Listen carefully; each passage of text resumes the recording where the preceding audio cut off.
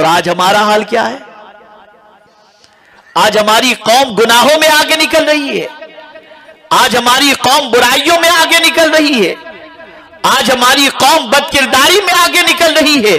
वो कौन सी बुराई है जो हमारे मुआशरे में पनप न रही हो, और हमारी कौम का वो कौन सा बच्चा है जिसके दामन पर गुनाहों के धब्बे न लगे हों? अल-अयाज़ु बिल्लाह। ए रसूल आज़म सल्लल्लाहु ताला अलैहि वसल्लम के दीवानों, याद रखें, कयामत में हो सकता है कोई छोटी सी नेकी नजात का जरिया बन जाए। जिस तरीके से, तवज्जो चाहूंगा, जिस तरीके से एक गुनाह से हमें छोटे से छोटा गुनाह क्यों ना हो उससे बचना चाहिए, ऐसे ही छोटे से छोटी नेकी क्यों ना हो उसे करना भी चाहिए।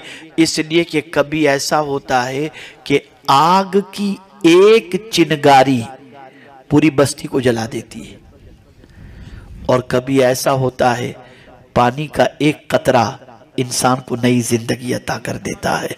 तो जिस तरीके से एक चिंगारी पूरी बस्ती को जला देती है, ऐसे ही हो सकता है कोई एक छोटा सा गुनाह जहन्नम में जाने का सबब न बन जाए, और इसी तरीके से कोई एक छोटी सी नेकी हो सकता है जन्नत में जाने का सबब बन जाए। तो ए रसूल आज़म के दीवानों, नेकी करने में पीछे मत रहो। नेकी की अहमियत क़यामत में पता चलेगी। मैं आपको बताऊं, हज़रत काब रज़ियल्लाहु मौला तबारक व तआला अन्हु जो है उनके वाक़े के हवाले से तफसीर रूहुल बयान में अल्लामा इस्माइल हक़ी रहमतुल्लाहि ताला अलैह ने बयान फरमाया कि हज़रत काब रज़ियल्लाहु ताला अन्हु फरमाते हैं, कल क़यामत के दिन एक औरत, उसके आमाल नामे को मीज़ान में रखा जाएगा, तोला जाएगा। मेरी बहनें गौर से सुने, एक औरत के आमाल नामे को मीज़ान में रखा जाएगा तो सिचुएशन ये होगी कि नेकी और गुनाह दोनों बराबर बराबर हो जाएंगे। तो रब इरशाद फरमाएगा, मेरी बंदी एक नेकी लेकर के आ, तेरी बख्शिश हो जाएगी। वो औरत सोचेगी कि मेरा बेटा दुनिया में मुझसे बेपनाह मोहब्बत करता था और मुझे बेपनाह चाहता था। मेरे बेटे से मैं एक नेकी मांगूंगी तो कयामत में मेरा बेटा मुझे एक नेकी दे देगा। मां बेटे की तलाश में निकलती है, ढूंढ लेती है अपने बेटे को। बेटे का हिसाब नहीं हुआ था।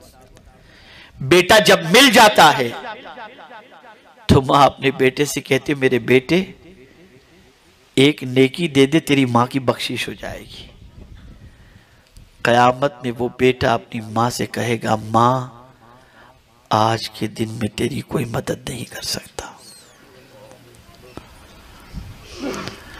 मां कहेगी, बेटे मैंने 9 महीने तक तुझे अपने पेट में उठा करके रखा, मुझे एक नेकी दे दे।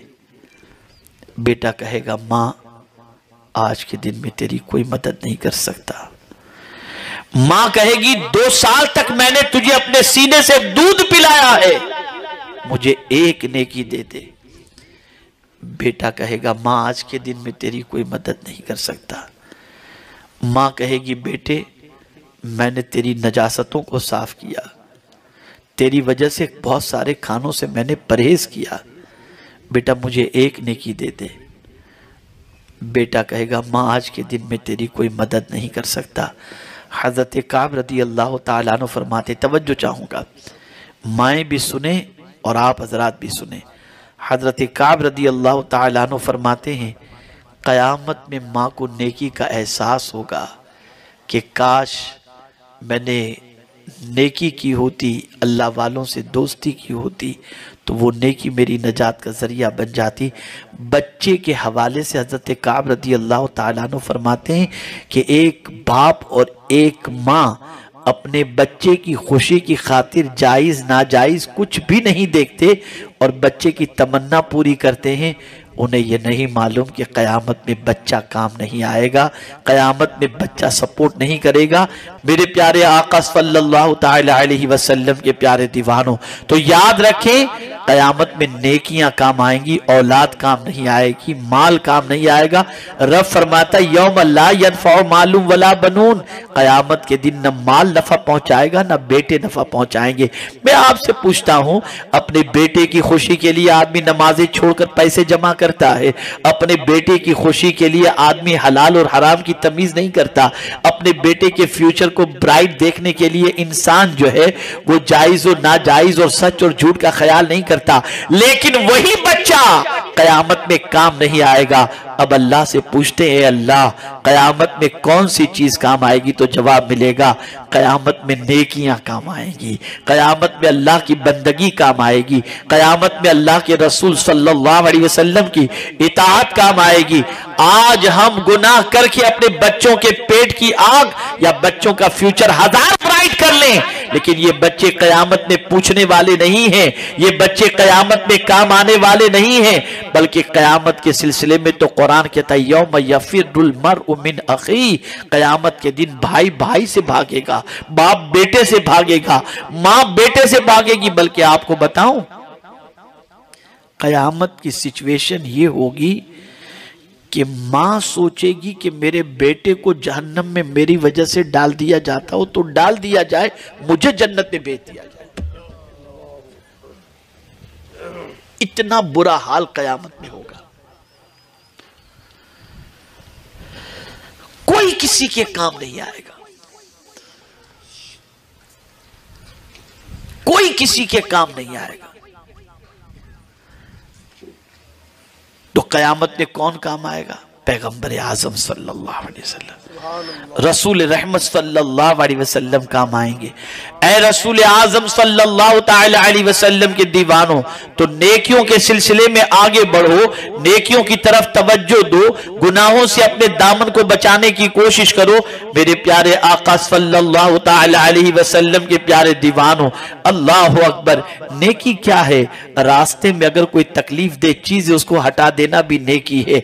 आप जानते हैं मुसलमानों की पहले पहचान यही थी, मुसलमानों की आइडेंटिटी यही थी कि मुसलमान किसी रास्ते से गुजरता और कोई परेशान करने वाली चीज, ठोकर लगने वाली चीज, तकलीफ देने वाली चीज अगर रास्ते में पड़ी होती तो मुसलमान हटा दिया करते। इसलिए मुसलमानों का एरिया भी साफ हुआ करता था, मुसलमानों के मोहल्लों में गंदगी भी नहीं हुआ करती थी, मुसलमानों के मोहल्लों के अंदर कोई तकलीफ देने वाली चीज भी नहीं हुआ करती थी, मुसलमानों का एरिया बड़ा क्लीन रहा करता था।